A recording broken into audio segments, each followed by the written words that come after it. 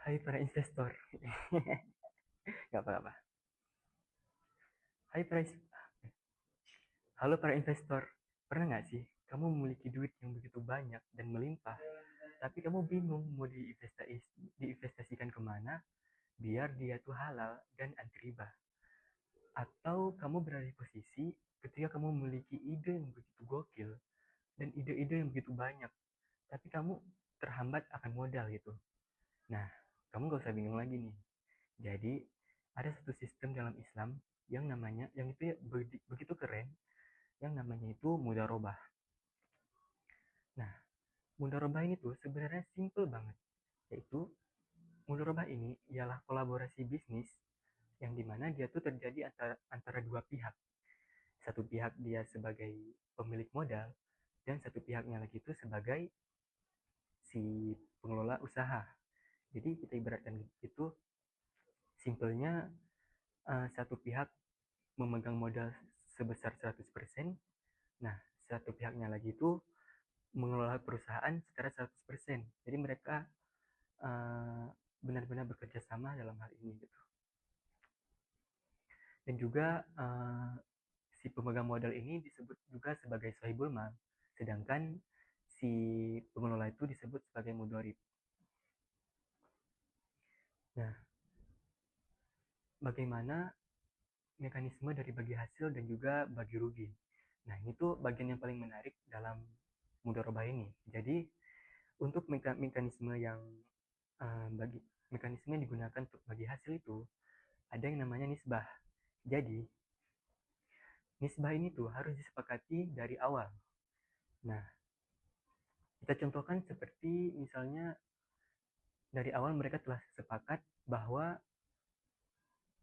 keuntungan akan diberikan kepada si pengelola modal sebesar 60% dan si mudorib sebesar 40%. Nah, hal itulah yang akan berlaku untuk kedepannya.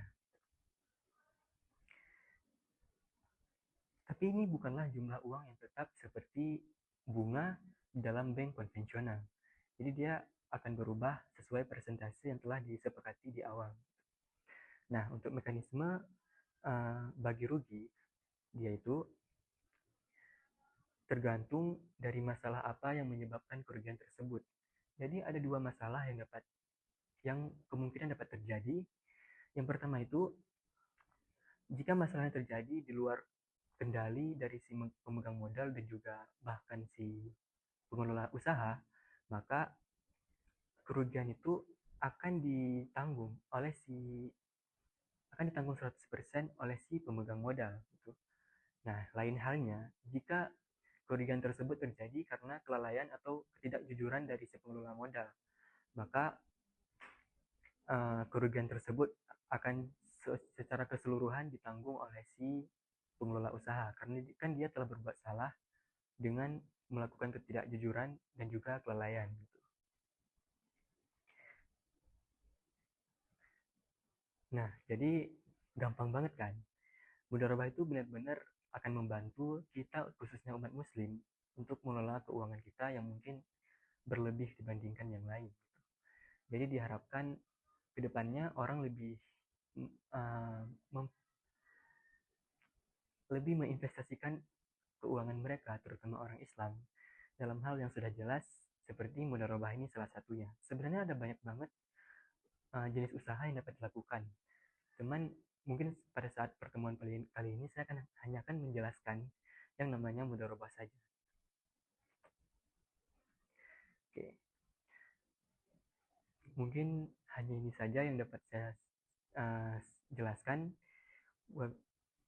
Dan ingat untuk mengatakan tidak kepada riba dan tetaplah bertransaksi dan juga berusaha secara halal dan anti riba.